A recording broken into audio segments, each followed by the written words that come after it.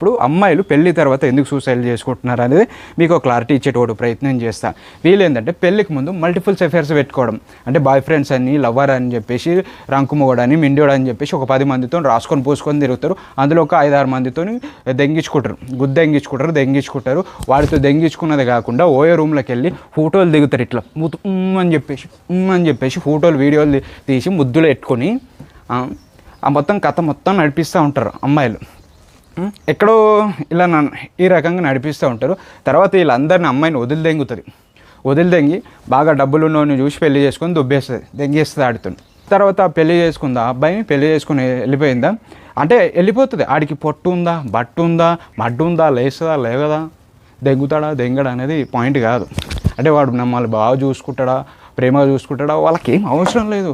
వాడి దగ్గర ఇల్లు ఉందా, కారు ఉందా, బంగ్లో ఉందా, మంచి జాబ్ ఉందా, అమ్మాయిలకి ఇదే కావాలి ప్రజెంట్ ఉన్న జనరేషన్లో. పెళ్ళైన తర్వాత కూడా ఈ పత్తి గింజ పనులు మానరు, మళ్ళీ ఇంకోతో పోయి గుద్దెంగించుకునే కార్యక్రమాలే ఉంటాయి. ఎన్ని రోజులని రహస్యంగా ఉంటుంది, ఏదో ఒక రోజు బయటపడాల్సిందేగా. ఈరోజు తెలియకపోవచ్చు, రేపు తెలియకపోవచ్చు, ఎల్లుండి తెలియకపోవచ్చు, ఏదో ఒక రోజు తెలుస్తుందిగా. తెలిసిన రోజు ఈ అమ్మాయిలు గిల్టీగా ఫీల్ అయ్యి సూసైడ్ చేసుకొని చనిపోతూ ఉన్నారు. ఇది నడుస్తుంది, ఇది వ్యవహారం కథ.